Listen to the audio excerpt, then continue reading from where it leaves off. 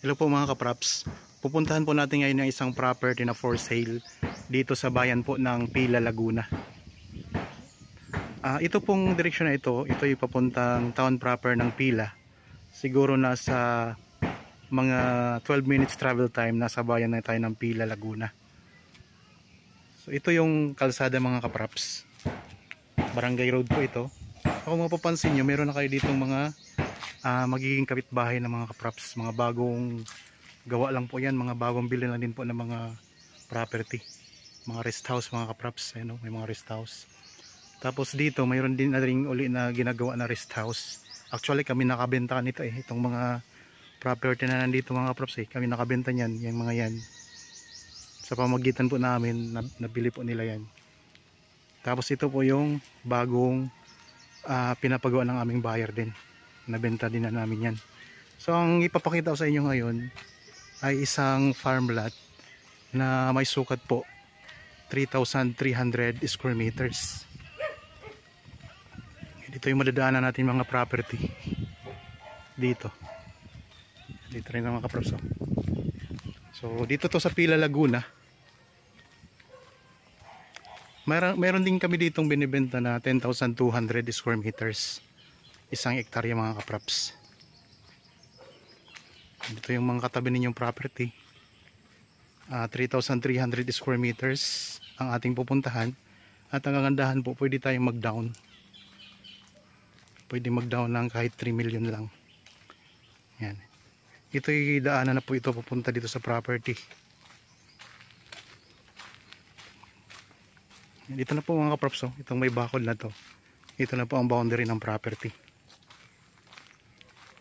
Yan, may kasama na tong bahay mga kaprops, at mayroon ng bakod. So galing tayo doon kanina, tapos ito, simula dito, ito na yung property. Yan, may bakod na yan mga kaprops. Tapos yan, sinisimula na ring bakuran. Yan, may mga poste na po na bakal. Tapos itong bahay na nandito, kasama na po ito sa property mga kapraps. Ang presyo nito ay makikita nyo sa description box at sa title nitong video. Yan, may bakod na kayo dito sa gilid. Ikot ko lang ang camera. So yan, may bagong ginagawang bahay dyan sa harap. May isang punong kahoy dito. Ito, sa katunayan, may backhoe pa nga mga kapraps. Kasi dinidevelop nila itong property.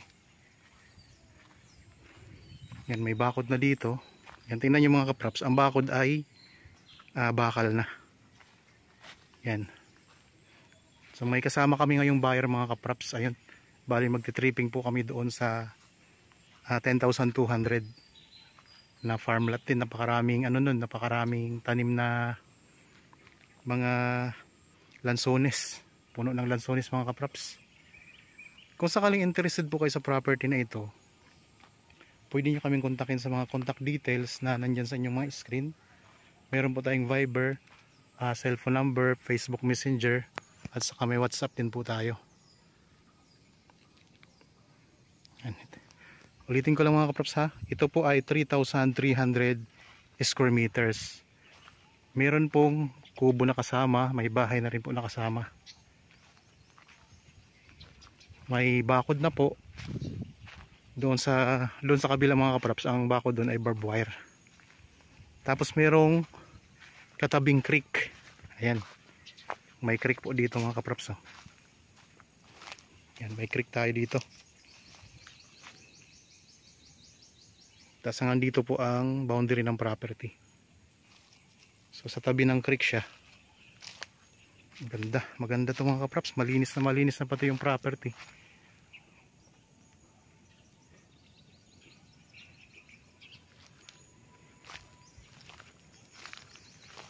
Dito, ikutin lang natin to. Mayroon na ditong linya ng kuryente at saka mayroon na ring linya ng tubig.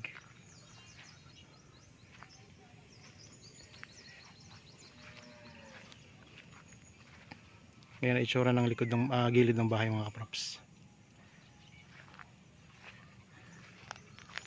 Tingnan natin ang likod.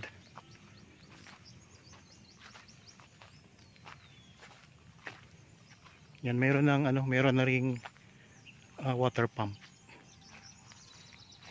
Tapos may puso na rin kayo dito mga kaprops. May puso na rin kayo dito.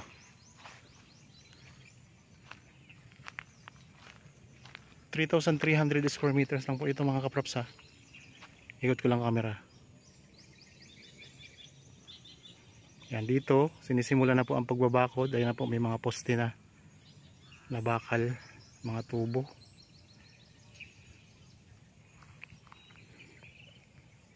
Malinis po ang lupa. Saka diretso na po dito ang sasakyan ninyo sa loob mga kaprops. May daanan na talaga siya. Hindi na kayo mong problema sa right of way. May sarili na siyang daanan. Yan, dito naman tayo sa may gilid. Meron dito ginawa silang maliit na tulay. Ayun, may maliit na tulay o daanan. May imbornal. Yan, ito yung pinaka dulong bahagi ng property. Tingnan nyo po, mayroon din kayong isang puno ng niyog. Kung sakaling nais nyo pong magtanim dito mga kaprops, maganda ang lupa dito, mataba. Pwede pa kayo magtanim dito. Yan, ito yung pinaka boundary mga kaprops, itong creek na ito. Yan, boundary ito.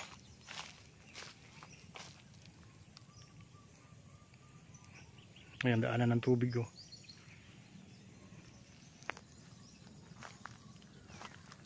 Bali ang Pila Laguna mga kaprops, nasa mahigit 2 oras lang ang biyahe mula sa Manila. Kaya kung nais nyo pong tumira dito, mabilis lang din naman po ang pagpunta dito.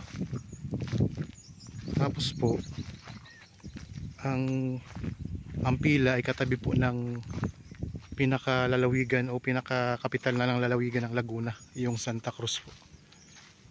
Ito yung tulay mga kaprops. Yang creek.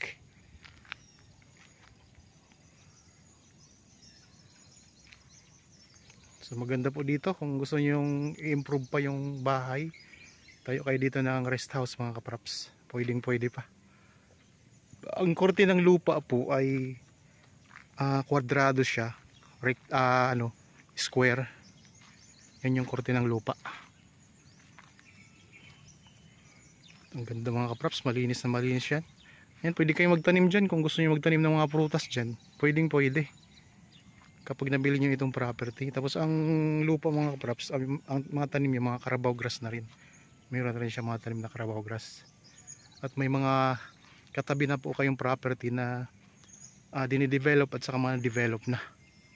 Kaya ang ganda nito mga kaprops. Pwede kayo mag-down lang ng kahit 3M. Tapos magagamit nyo na po itong property mga kaprops. Makipag-usap lang kayo sa may-ari. Ang distansya nito sa town proper ng Pila nasa 12 to 15 minutes travel time lang sa town proper.